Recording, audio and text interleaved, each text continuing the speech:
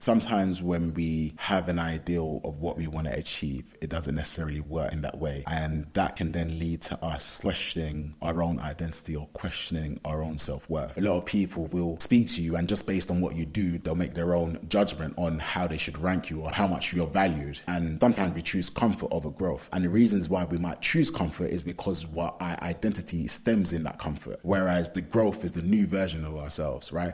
And when I say about the comfort, I'm talking about if you've worked in a particular industry for such a long period of time and people have valued you, that people have gone, wow, this is what you do, this is amazing. Even though you don't really want to do that, then you find safety in that. And so it's going to be difficult for you to take a step back and actually go down the harder route, as it were, to find out what really makes you tick.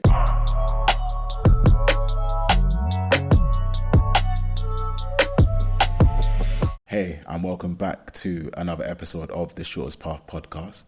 We're now at episode 50. It's been a year since we started this podcast and I've learned a lot. I hope you've learned a lot from listening to this podcast. And as we go on to the next 50 episodes, always going to continue to improve, always going to continue to add exciting guests for you guys and even just hopefully share more of my own insights as well, which I probably haven't done as much as I should have, but hopefully things will change going forward. So as always, if you love this podcast, make sure you subscribe, drop us a 5-star rating, drop us a review. And if there's anything else you want to hear, different topics, then by all means, please hit me up, drop me an email, which should be somewhere on the screen right now. So for today's episode, I thought it would be great to do a little bit of a mid-year check-in.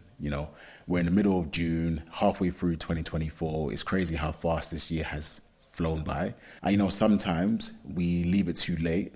We leave it all the way to the end of the year to try and, assess how our year has been going.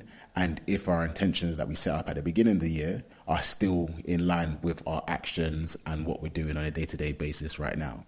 So I'll ask that question to you right now. So take a pause and just think to yourself, back in January, what were your ideas? What were your goals? What were your plans by this time?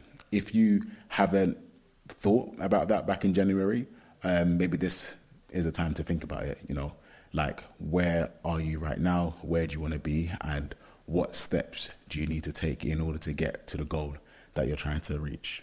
So in this episode, I guess I thought I'll do my own type of mid-year update because one of the goals that I set up this year was to run a half marathon. And it's the first time I'd ever ran longer than 10K since 2016 or something like that. So it was quite a big goal for me because it was something where I wanted to just keep myself fit, keep myself active. I'm someone where when it comes to being healthy, I love the idea of a task, right? Rather than going to the gym and pulling weights, that works for some people, but it doesn't necessarily work for me.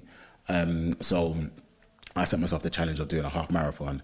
And you know what? It was going really, really well. So I started training for it in January, running quite consistently, every 2 to 3 times a week, sometimes even 4, mixing up some speed runs. But one of the things that I didn't do so well was the stretching. And so lo and behold, as I was gaining up my mileage, by the time we got to the end of March, so middle of March, I was feeling pains with my leg. And so by the end of March, that was it. I found it very, very difficult to just be able to walk. And so at that time, I was quite despondent because I was thinking to myself, I put all this effort, all this energy into running this half marathon, and this injury is trying to derail what I'm trying to do. So I was like, no, I have to keep running. But it wasn't to be the case. So went to physio, they sorted me out. Luckily, I didn't have a torn muscle. It was more of a muscle strain. I think that was what I was more scared of. But they told me just ease off and take some time off my leg. So that's what I did. However, with the race fast approaching, we're going from 1st of April to now, it's 2 weeks to the race, which was happening at the end of May. And I guess at that point, I said to myself, okay, I actually need to start putting some weight on my leg and actually need to start running. So I did a few short runs. But then by the time the actual race came, mate, I'd only ran 5K in terms of total distance, whereas before my injury, the longest I'd run was maybe 14K through the training. So all that mileage was basically gone, but I still said, you know what, maybe we can do it on a day. Let's just try and pull it out of the bag. So we get to the day and it's such an amazing experience, actually. So it's in Hackney Marshes, and there's just so many people there. You can feel the energy, you can feel the crowd, and as me and my wife were going in, like, you can see the first set of runners coming out, and you can feel that kind of electricity. So as I'm getting myself set up in the race, see a few people that I know, doing a bit of stretches here and there. But I don't know, I just felt nervous. Like, I don't even know why I was nervous, but maybe I was nervous. I think there was a lot of different thoughts in my head about, like, am I going to do it? Am I going to get injured? Am I going to hurt myself? Am I going to make a fool of myself? Like, all these different thoughts in my head, especially because I hadn't run. But I was like, no, let's just keep going. And for me, one of the things that I usually do when I have my watch is I track my heart rate. But I didn't want to track my heart rate for this race because you're meant to run on feeling rather than say heart rate. Lesson number one.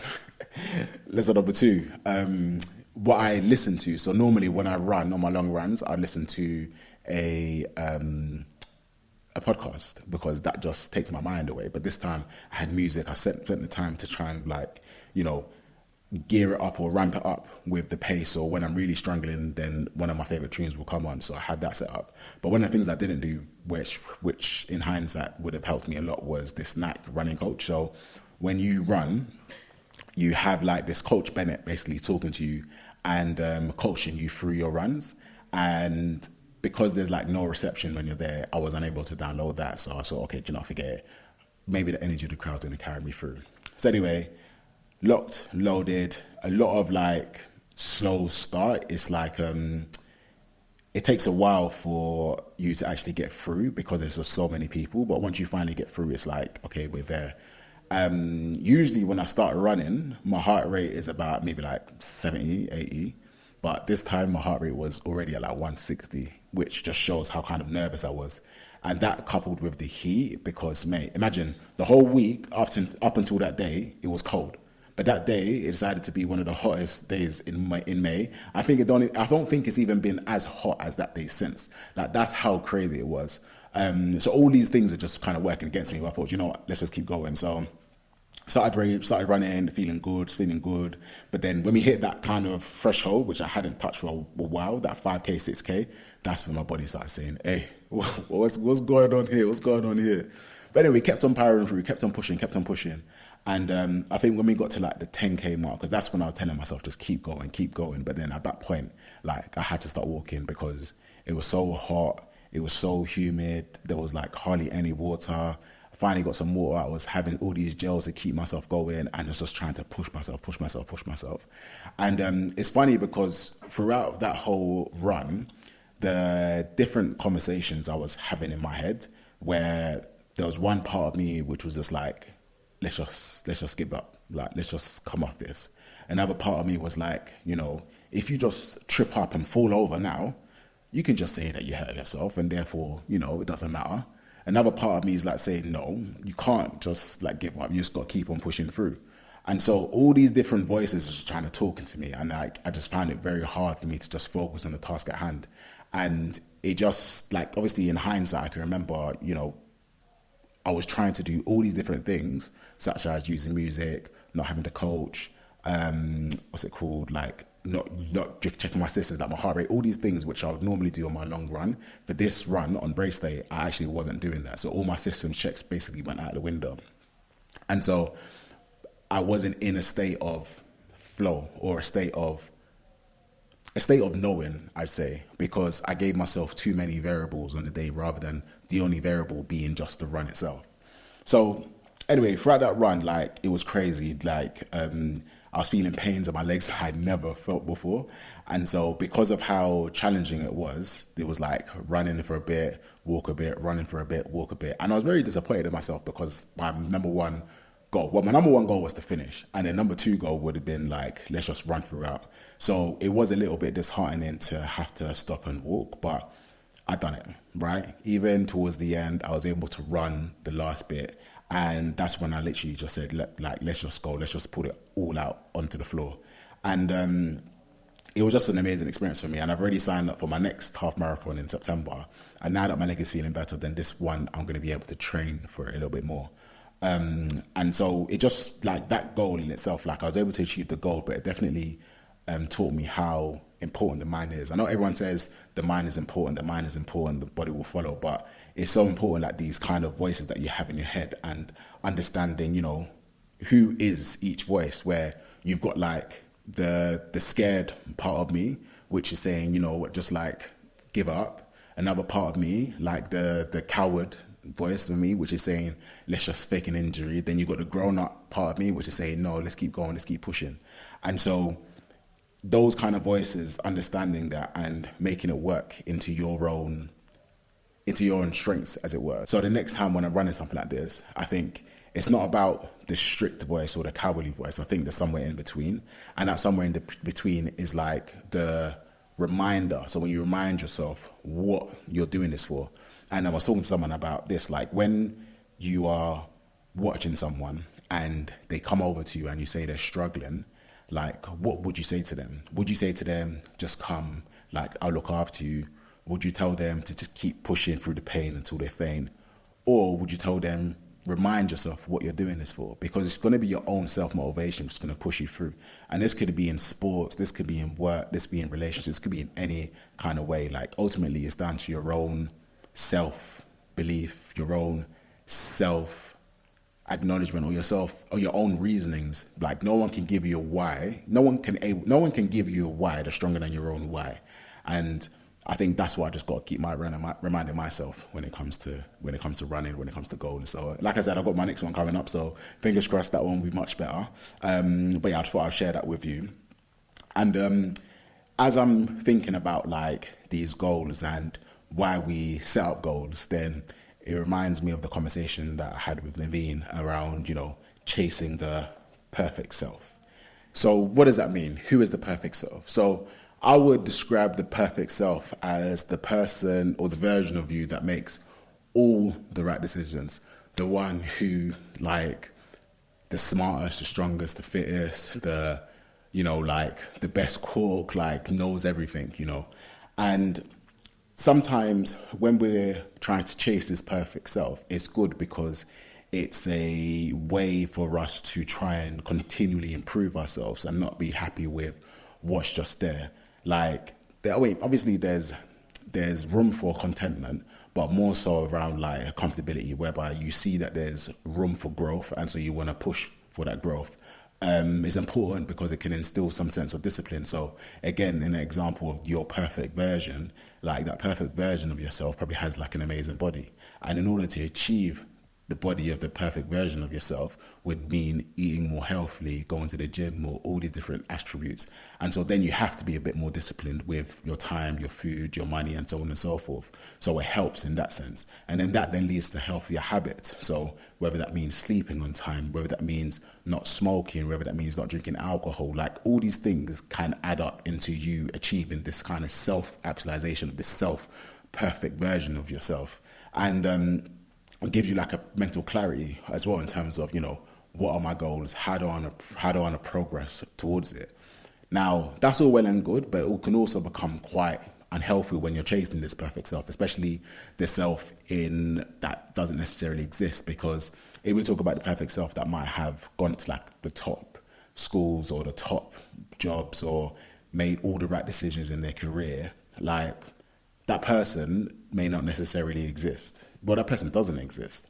And to try and get everything right, or every move or every decision right, is not realistic either. And I think what it means to be human is to learn from your mistakes, is to feel down, but also feel the ups, because the ups make you appreciate where you've been before. So all these things kind of coming together.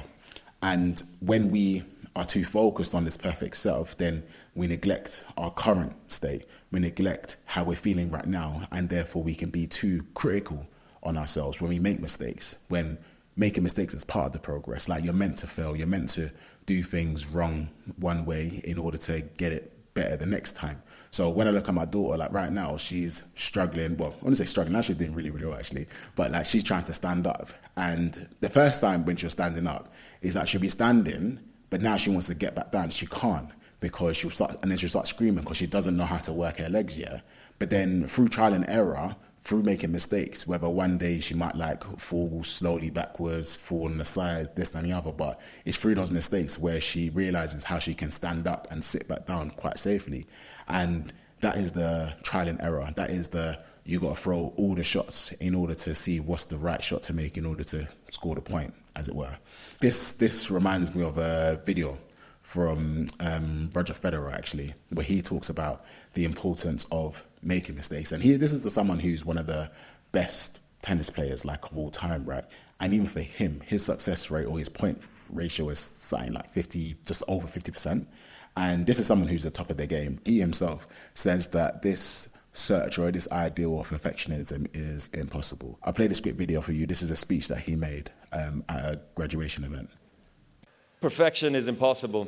In the 1,526 singles matches I played in my career, I won almost 80% of those matches. Now, I have a question for you.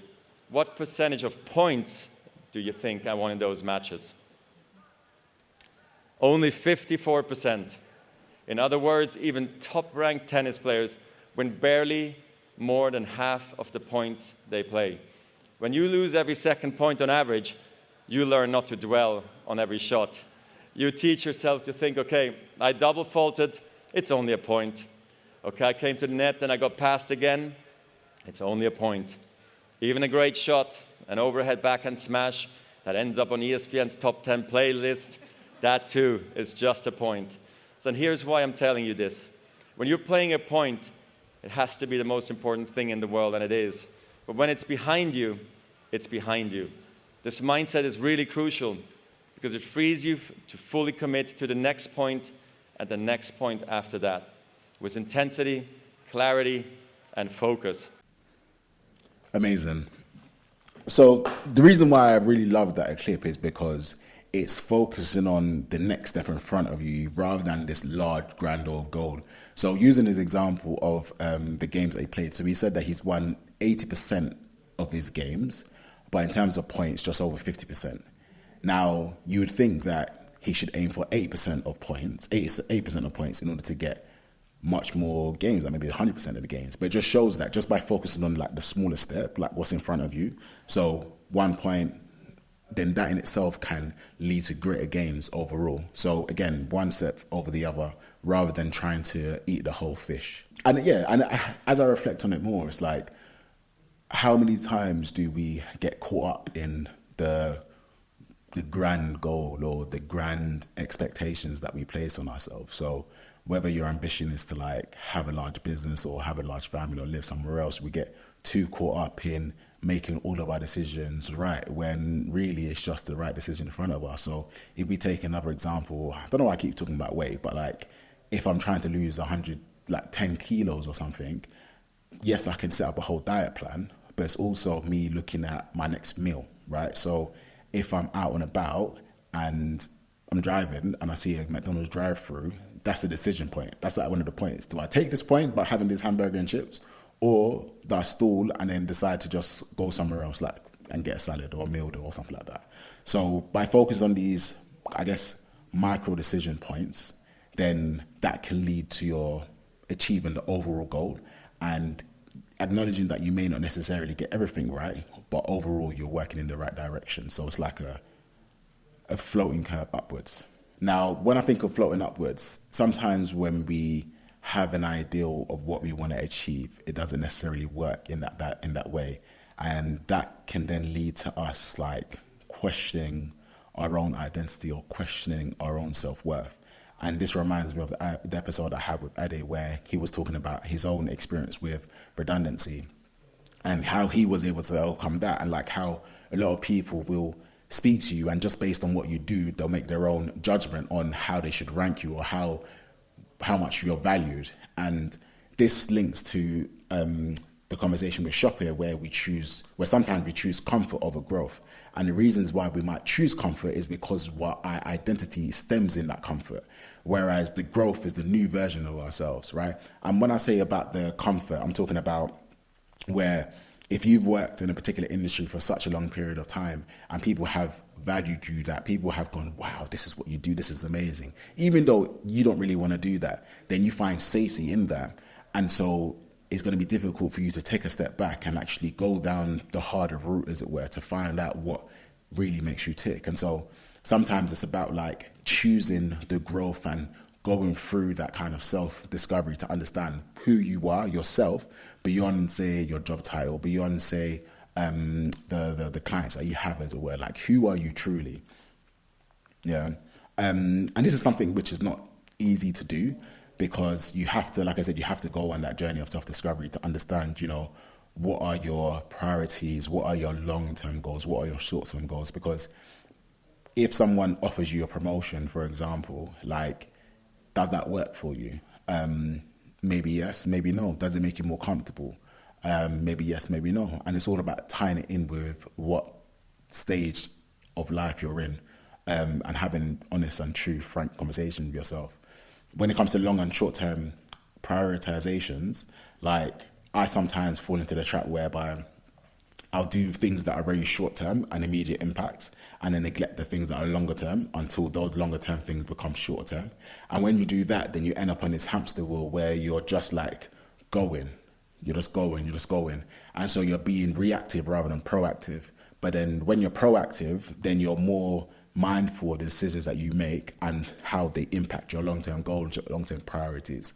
So when you are doing your to-do lists, like, try and think of your to-do list not only as for today, but like, what do you want to achieve for the week? What do you want to achieve for the month? What do you want to achieve for the quarter?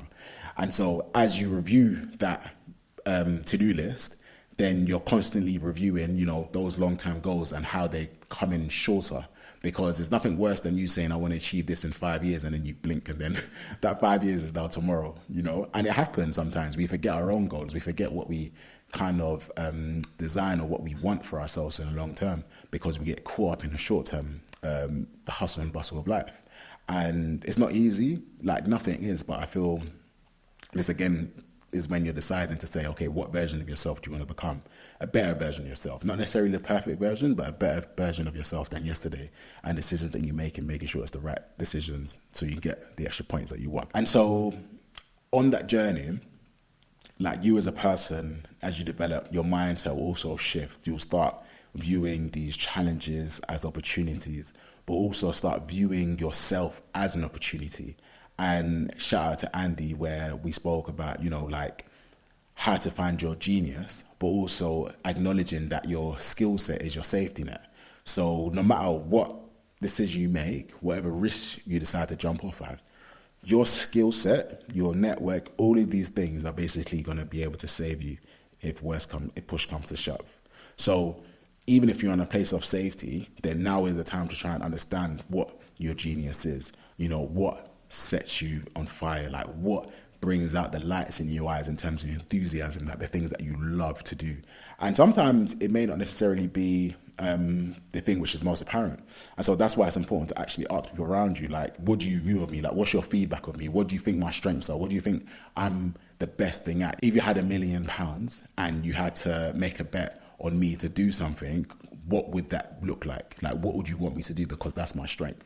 And we need to ask people, like, what? Like, there's one thing thinking ourselves, but it's also good to assess our friends. Like, what do our friends think about ourselves, and what do they think about our strengths are? Because when I think about it, something like our strengths or report card is not something we get unless we're in school. Even the workplace, we might get it, but there's like some politics involved. So try and get like a 360 viewpoint of yourself to see, you know, where you stand and where your genius might lie, because it might be in a place where you might not even understand, right? Like, as much as I shied away from finance, I know that my skill set is somewhere within that. Like, when I was doing Entrepreneur First, like, I thought that my skill set was like in ideas, not really realizing that my skill set is like in commercializing ideas, where I'm able to take like a brick or a crazy idea someone may have and understand how to make money from it. Like, that's one of my skill sets, and it took me a while to kind of come to terms with it and be able to like let go of being the ideas person. As much as I would like to think I have great ideas, maybe I just don't, you know. So it's like finding where your pocket is, finding your pocket, and then playing your position, as it were. Now, having a beginner's mindset is key, because think again about like approaching anything as a novice, approaching anything as like somebody who doesn't know anything, and so you're not scared to ask questions, and I think that's one of the freeing places to be. So like as you're reflecting upon your life, reflecting upon where you are right now, seeking feedback, finding areas which you can experiment and explore. You know, that friend of yours who has that business idea, can you offer your services to them? Can you consult for them? Can you spend an afternoon with them just to see what they're doing? They may say no, but at least you tried. Do you know what I mean? And like, they would then see it as a good thing because you're showing interest in what they're doing. So find all these different ways for you to like experiment, expose yourself, because one of the key things that I'm seeing right now, especially if you're coming as a professional and you want to step into like the entrepreneurial world, is like trying to find ways to give, essentially, like be of service to people. Mass is big on that, you know, like he served these communities for years before seeing a penny come in, and like the amount of pennies that are now coming in now are crazy because he has the acts of service, and he's that trusted person that's trusted in the community when it comes to culture, data, marketing in the e-commerce space and more, and that's going to have wild externalities everywhere else. So like finding areas in which you can, I guess, show those acts of service and have with a given heart. And then finally, I want to talk about like self-acceptance. I hate that word. I don't hate it, but like it reminds me of self-love. Like it's very, very corny, but because it's like, what does it actually mean? You know? And I'm starting to understand that self-acceptance is more than just one of these buzzwords like self-love or whatever. Like self-acceptance is truly, truly, truly accepting you. Like understanding and accepting your strengths, accepting your weaknesses, accepting what you're great at, accepting what you're not so great at. And it's not to say you shouldn't be ambitious or wanting to improve yourself. It's more about accepting the stage of life that you're in and also accepting that there's still more growth to come.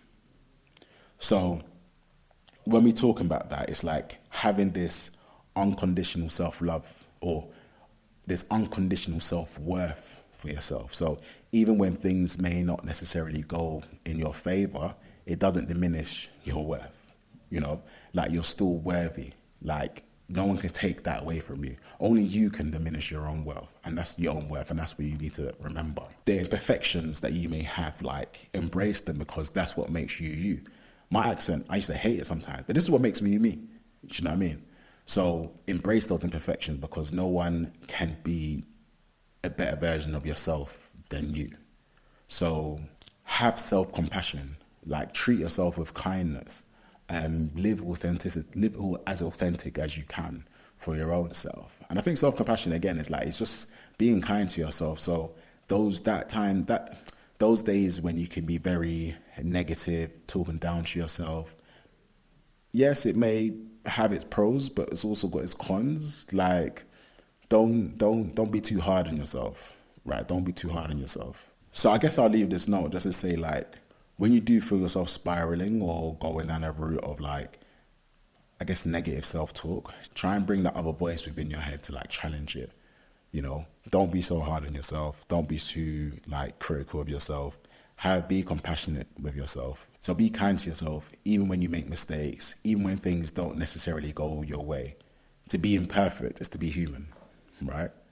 So be kind to yourself. That's how I'll end it. And as we look forward to the next 6 months of the year, like maybe this original 6 months hasn't gone the best way.